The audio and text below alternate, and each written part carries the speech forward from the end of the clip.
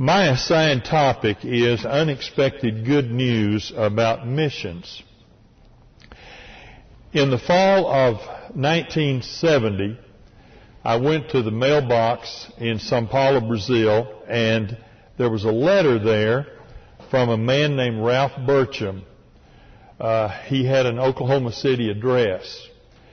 And I opened up that letter, and when I read the letter, I was absolutely overcome with joy, because it was an invitation to come to the States in the winter of 1971 and teach a course in missions at Oklahoma Christian and work at Memorial Road as a consultant and teacher on missions for the local church. I don't know of any letter that I've ever received in my lifetime that meant more to me than that letter. It was totally unexpected. It came out of the blue, but it really was a life-changing letter in my history. And that's how I happened to wind up eventually living here in Oklahoma City for so many years. It was unexpected good news. In Acts chapter 22, Acts chapter 21, there's a scripture which says, when we arrived at Jerusalem, this would be Paul and his traveling companions. When we arrived at Jerusalem, the brothers received us warmly. The next day, Paul and the rest of us went to see James, and all the elders were present. Paul greeted them and reported in detail what God had done among the Gentiles through his ministry. When they heard this, they praised God. There are several times in the book of Acts where we read about the Apostle Paul reporting good news to the people back home who had backed him while he was on the mission field. Good news is a wonderful, wonderful thing. Bad news, on the other hand, can take the heart out of an army. Bad news, whether it is real or whether it is imagined, can do great damage to our point of view, to our morale. And so I want to focus today not on any bad news, but I want to focus on good news about what's happening in the church. I think that we are hearing too much bad news about the church. If you want to know how my family is doing, I can either make you rejoice or bring you to tears, depending on what I focus on. And it's the same way with the church. I think we're getting way too much bad news about the economy. I have not missed a single meal. I'm still driving a car that runs. I'm living in a good house. I have a job that's doing okay.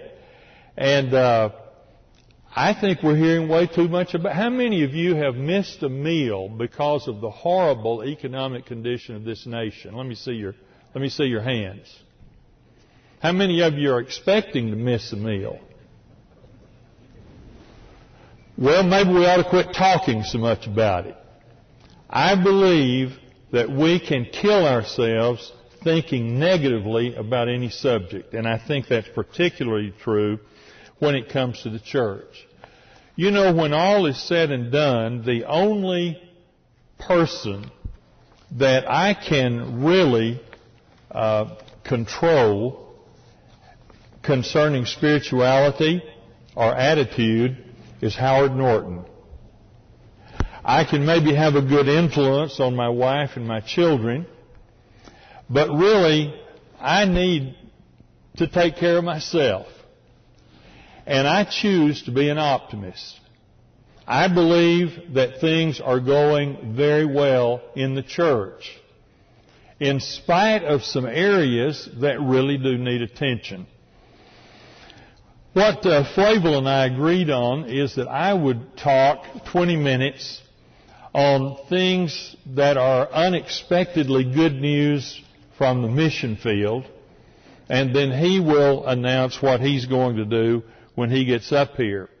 Let me mention some good things, good news that we can count on from the mission field. Number one, there is good news about the preparation and the selection of missionaries. The selection of missionaries is not nearly as random today as it was at the time my group went to the mission field in 1961. Most of the missionaries who go to the field today, who plan to be there for any length of time, go through some very extensive psychological testing. And if there are problems in their mental or emotional makeup, they go for counseling before they get to the mission field. And this means that we cut down on a lot of the problems related to missionaries that used to come up, and certainly came up during my time on the mission field. We send people to survey the land that they plan to live in. There are many formal opportunities to learn about mission work from people who have already done it.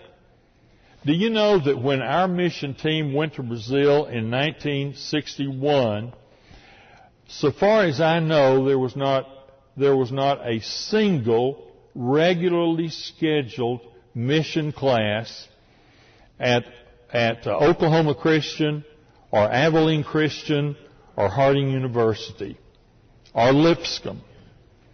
I think the only school that really had missions classes as a part of their curriculum was Pepperdine in 1961.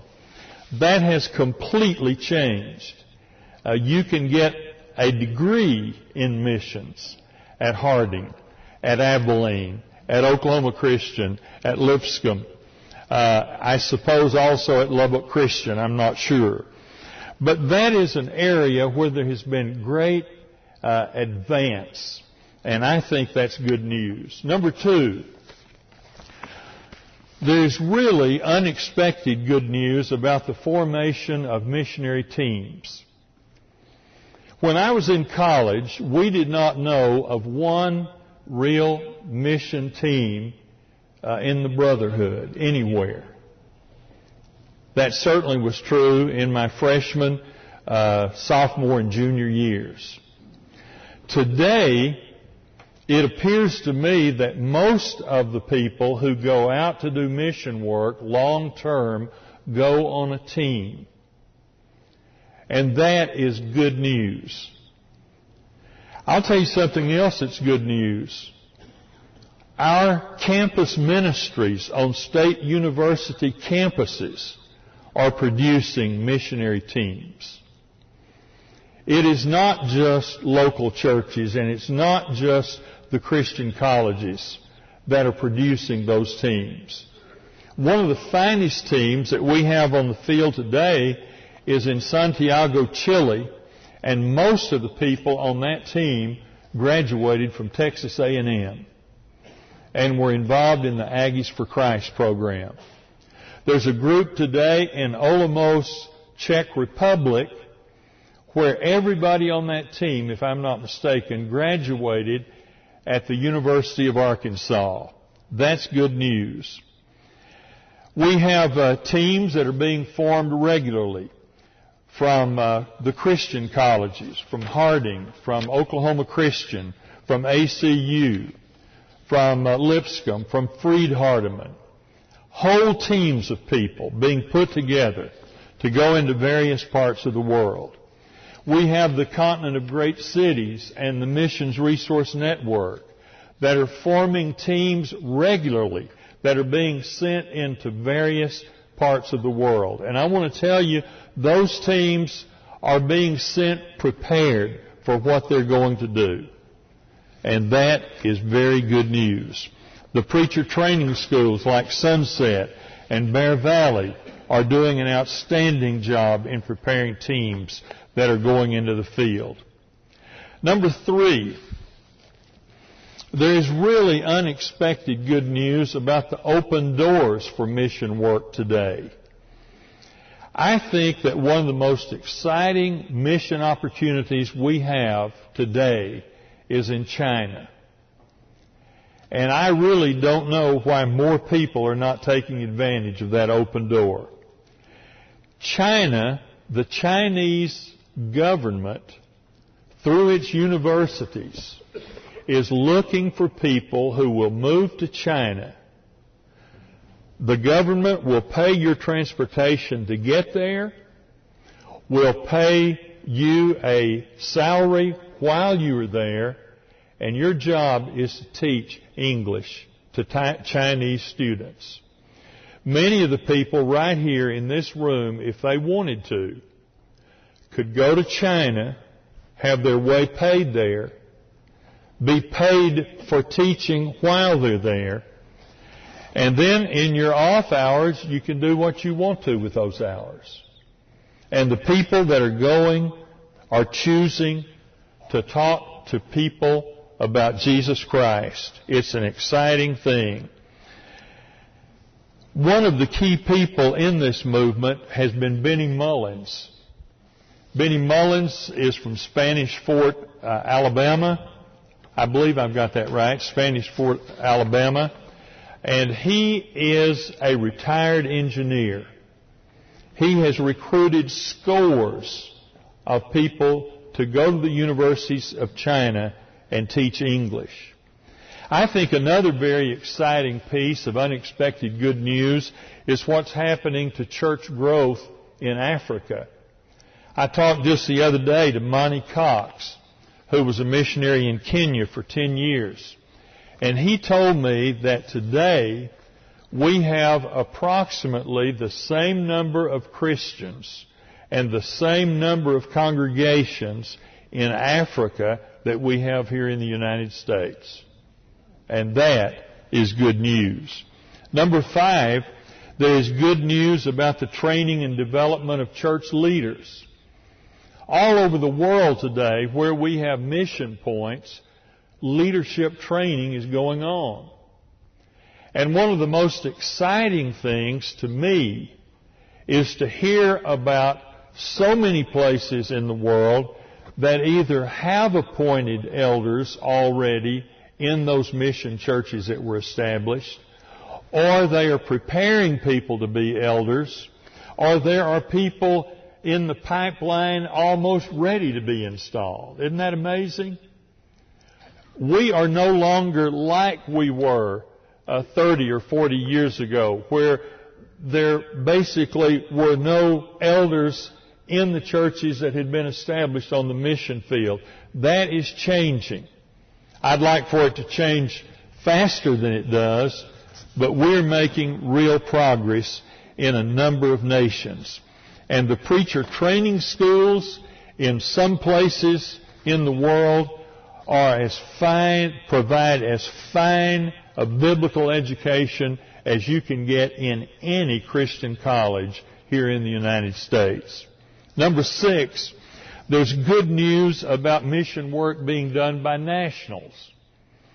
Now, up to now, we have mainly sent missionaries to the field.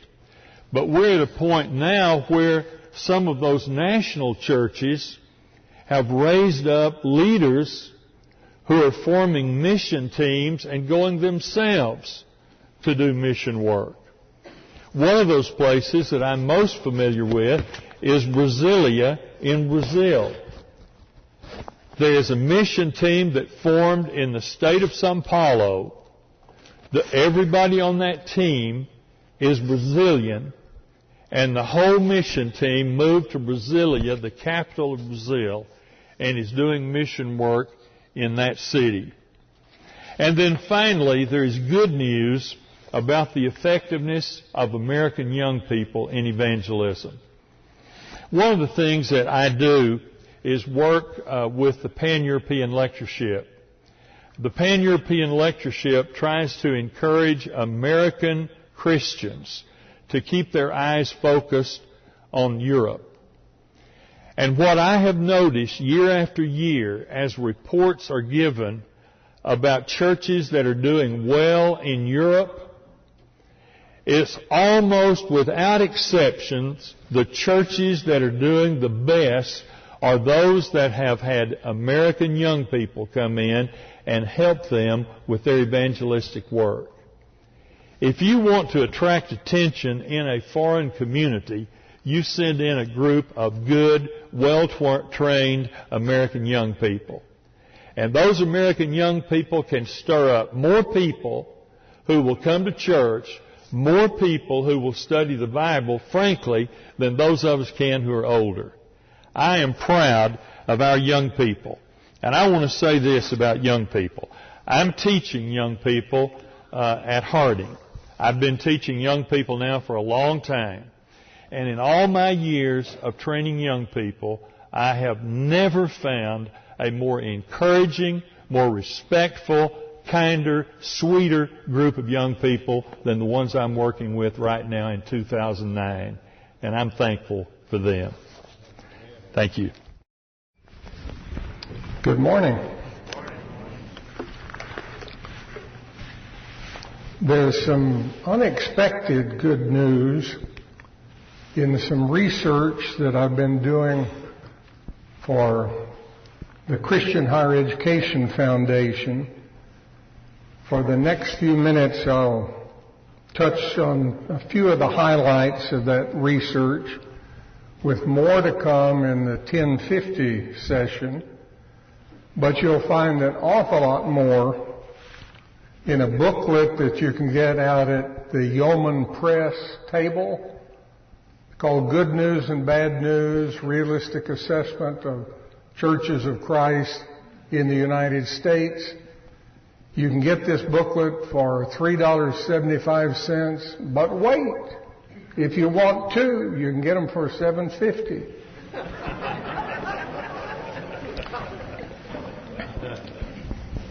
Among the questions that the presidents of these Christian colleges wanted addressed was how many young people leave churches of Christ after they leave home.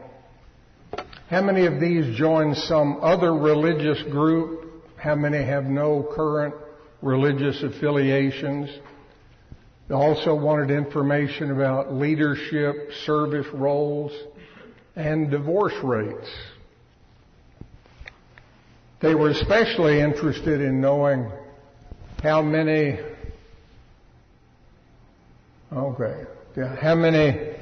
young people are graduating from high school each year in our churches, how many of these attend college, how many of the college-bound attend a Christian college or university, and what difference does it make in outcomes?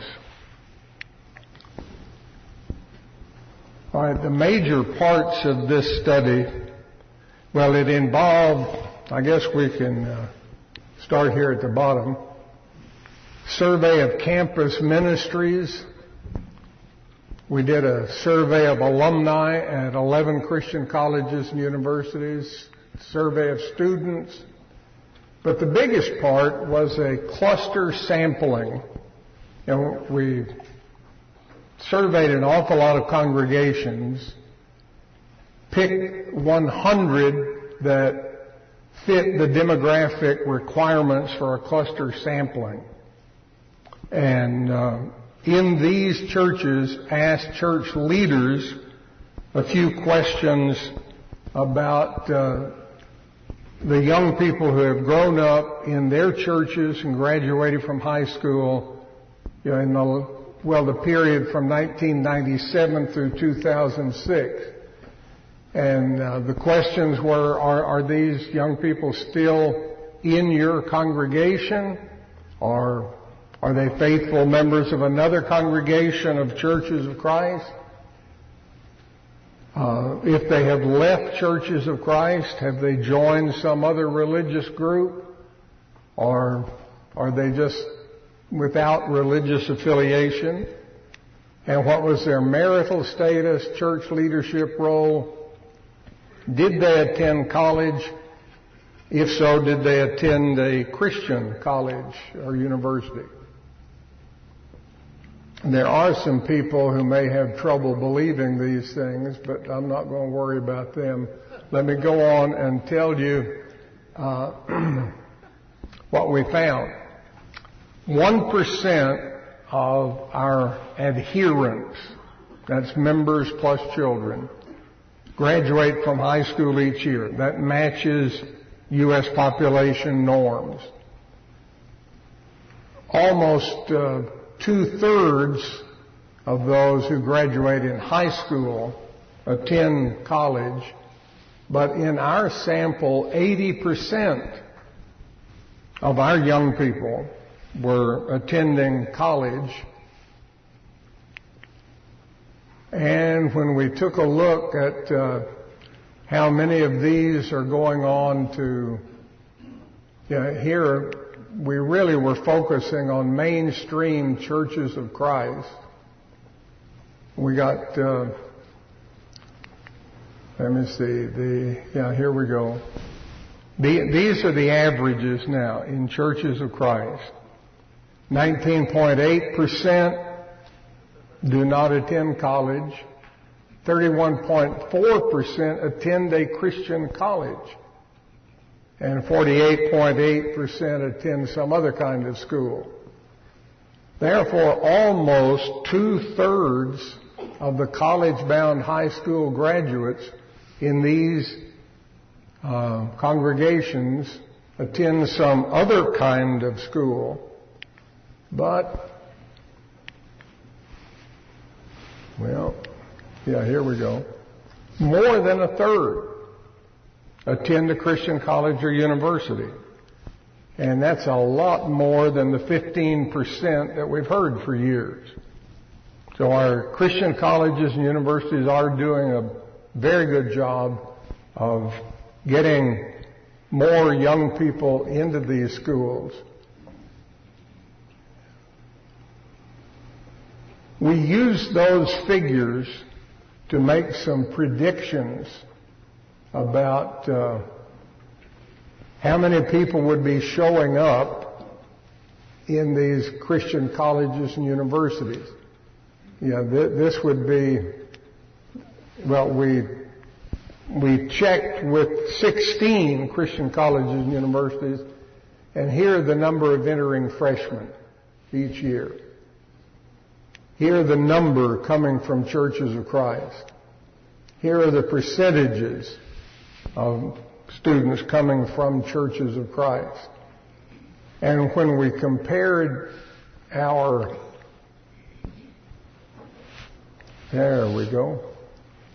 when we compared the prediction based on our cluster sample with how many actually showed up, it was amazingly close. The estimated enrollment based on 37.5% was off by just a little bit. If we had figured at 35.2% going to Christian colleges, we would have been right on target. Now, the reason that's important is that it's evidence that our cluster sampling was valid. Now, this is when we get to what the Latins call the nitty-gritty. How many are staying with churches of Christ? Well, back in the early 90s, Carly Dodd, let me see, Lewis, Dodd, and Tippins, Darrell Tippins, David Lewis, right? Anyhow, the three of them did a book called The Gospel According to Generation X. And they did a nationwide survey, and what they found was 55% were staying in churches of Christ, 45% were dropping out. In that same period, roughly, I was doing congregational assessments in over 100 congregations. I found the same figure Lewis, Dodd, and Tippins did, about 55% staying with churches of Christ, but I found something different about the rest. About a third drop out and never come back. But 12% drop out when they leave home, but after they mature, after they settle down, they get married, they have children, they come back. Now the difference is Lewis, Dodd, and Tippins focused on a real narrow age range, and I was focusing on a much larger range. But here's the better news. This is what we found in the current study. In spite of what you might have heard about the dropout rate greatly increasing, it didn't. 58.2% stay in Churches of Christ. 21.1% join some other religious group. 20.7% just give up on church altogether. One of the things that really predicts what's going to happen is the kind of congregation that these young people were coming from. Remember that we had 100 congregations, and we asked the leaders in each congregation, how do you think most members of Churches of Christ would regard your church? And the options, they could say, well, they think we're much more liberal or progressive, a little more liberal or progressive, moderate, about middle of the road, a little more conservative, much more conservative. And then here were the numbers, high school graduates, and the numbers of congregations in those categories. And it did make a difference. Here are the retention rates. In the much more liberal churches, under 40%. But the much more conservative, under 40%. The problem is not just extreme liberalism or extreme conservatism, it's extremism. You know, when young people grow up in congregations at either of these extremes, they leave home, look around for another church home, they're not going to find many that are like the one they came from, and they're more likely to drop out. Here's the difference in what happens when they drop out. If they're from these more liberal churches, 75% of them join some other religious group, typically an independent community type church. But among the most conservative, it's 75% that just give up on church altogether. You know, they don't have any current religious affiliation.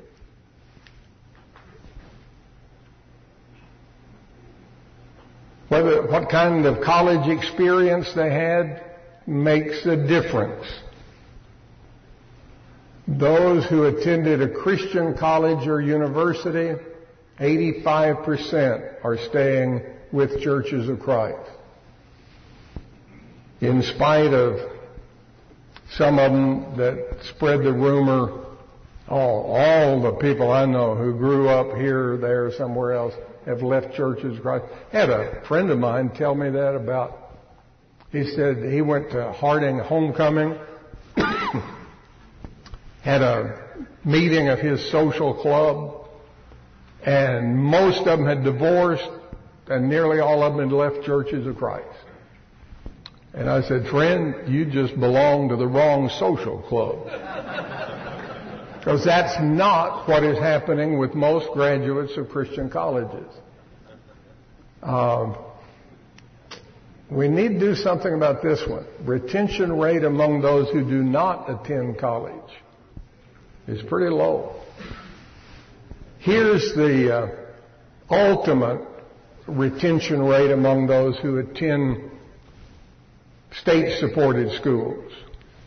And you might need to know that 85% of young people in Churches of Christ who attend state-supported schools drop out of the church as soon as they leave home. They never attend a local congregation. They never get involved in campus ministry. Fortunately, some of them return to church after they get out of school. But that school experience was not helping to prepare them for leadership in the church. 15% of those who attend these state schools are like the Aggies for Christ that Howard was talking about, or the Razorbacks for Christ up at Fayetteville. The ones, that 15% that attend the local church and get actively involved in campus ministry, they stay with churches of Christ better than some people who go to Christian colleges or universities. I thought I had a slide in here. Somewhere I had one that said the highest retention rate is among those who attend a Christian college or university and get actively involved in a local church while they're going to school. The second highest retention rate is the people, that 15% who go to a state-supported school, but they get actively involved in a local church, they get actively involved in campus ministry. One of the problems is that in a lot of we studied 11 Christian colleges and universities, and among those who were members of a local church, most stayed with churches of Christ. Now that means they already were members or they placed membership after moving to school. But an awful lot of them are just regular visitors or floaters. They just kind of drift around one place or another. That's what's happening with current students. Oh yeah, here's that one about those who attend Christian college or university have the highest retention rate if they're actively involved. But the second highest, people who are actively involved in local churches while attending a state-supported school, that's higher than those who attend a Christian college or university but do not get actively involved.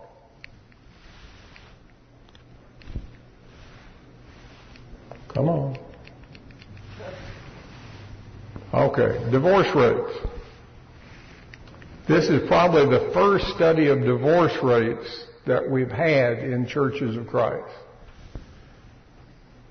Among those who graduate from high school in the United States in the past 10 years, 8.1% have already married and divorced. That's the population norm. Among members of churches of Christ who graduated from high school in the past 10 years, only 4.2% have already married and divorced.